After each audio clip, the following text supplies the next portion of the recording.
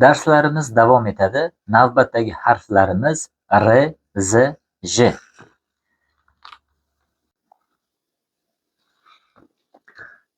R harfi shunday ko'rinishda bo'ladi va R tovushini ifodalaydi. Munfasil harflar sirasiga kiradi. Arab alifbosi tizimida shamsiy harf deyiladi. Endi yozilish shakliga keladigan bo'lsak, satr chizig'idan pastda shunday ko'rinishda yoziladi. Alohida shakli va so'z boshidagi shakli bir xil bo'ladi. So'z o'rtasi va oxirida mabodo to'rt ko'rinishli harflardan keyin keladigan bo'lsa, shunday shakllarda yozilishi mumkin. Bo'lmasa, alohida shaklidan foydalanaveramiz.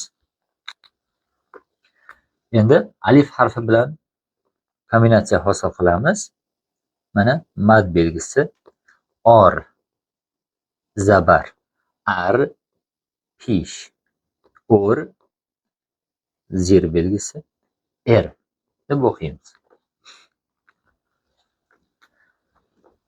Boshqa misollarni ko'ramiz. Ro,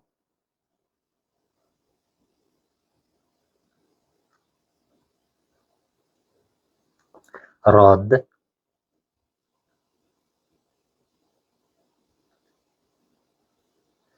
dar yoki mana rad.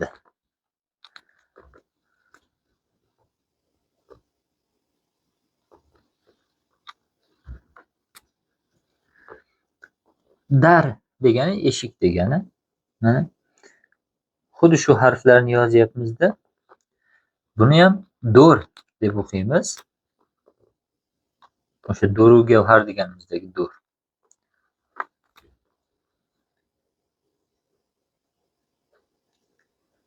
Dol, re, dol.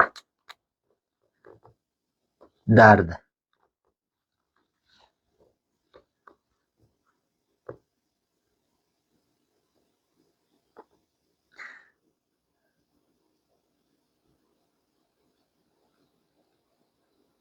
Dorad.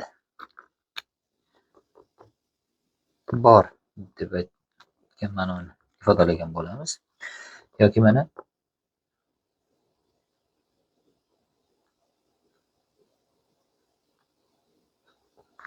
dodar.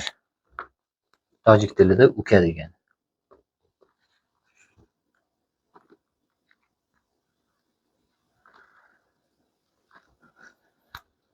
Navbatdagi misolimiz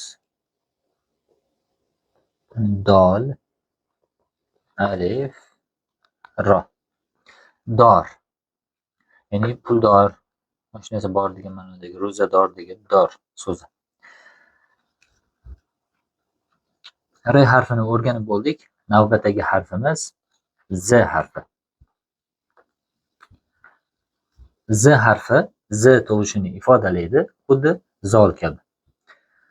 Munfasil harflar sirasiga kiradi. Ikki ko'rinishli arab alifbosi tizimida demak shamsiy harf hisoblanadi.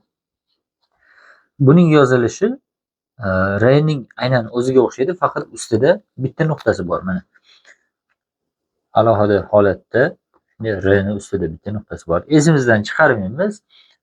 Arab fors alifbosida 8 ta harfning ustida bitta nuqtasi bor. Biz bundan oldin zolni o'tdik. So'z o'rtasida ulanib keladigan bo'lsa, shu holatda qo'shiladi.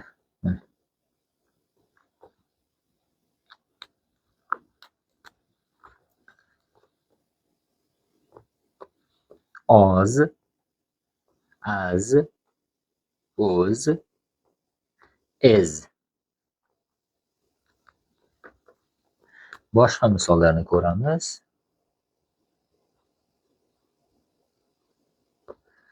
Zo,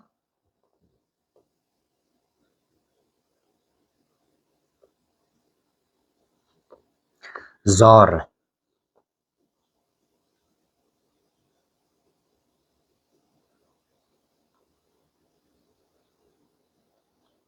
mana zar. Hozir asini ham qo'shib qo'yamiz. Mana zardi.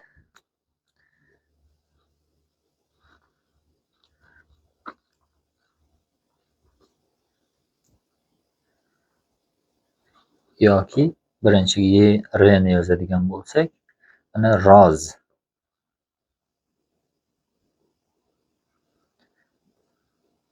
Yoki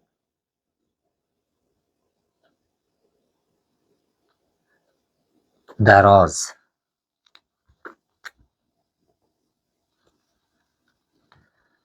Z bilan zolning farqi. Forsiy so'zlar uchun faqat Z harfidan foydalanamiz hamda arab tilidan qaysi so'z Z bilan o'tgan bo'lsa, o'sha so'zlarni yozamiz.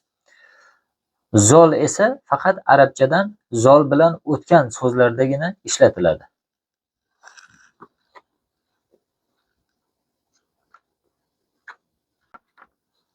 Navbatdagi harfimiz J harfi. Jurnal deganimizdagi J emas. Bu forslar o'zlaridan qo'shgan 4 harfning biri hisoblanadi. Z to'g'ishiga yaqinligi jihatidan Z ning shakli olingan, ustiga 3 ta nuqta qo'yilgan. Bu harf mana transkripsiyadagi shakli shunday yoziladi. Munfasil harflar sirasiga kiradi. Chunki ikki ko'rinishga ega. Lekin shamsiy yoki qamariylik bu arab alifbosi xususiyati bo'lgani jihatidan bu harflar shamsiy ham hisoblanmaydi, qamariy ham hisoblanmaydi. Yozilishi xuddi o'sha RZ ni yozganimiz kabi shaklda yozamiz, ammo ustida 3 ta nuqtasi bo'ladi. So'z o'rtasi va oxirida qaysidir harfga ulanib keladigan bo'lsa, mana 3 ta nuqta bilan keladi.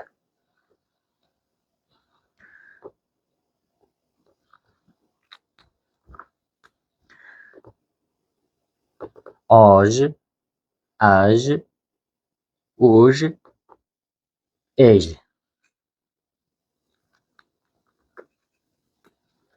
Yana yozishimiz mumkin. Misol hop, jo. Yoki mana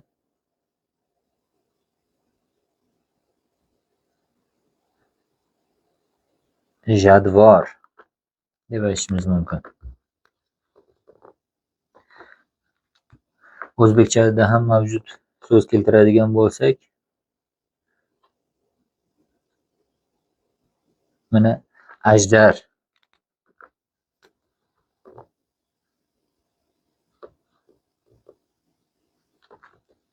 Yoki mana dej.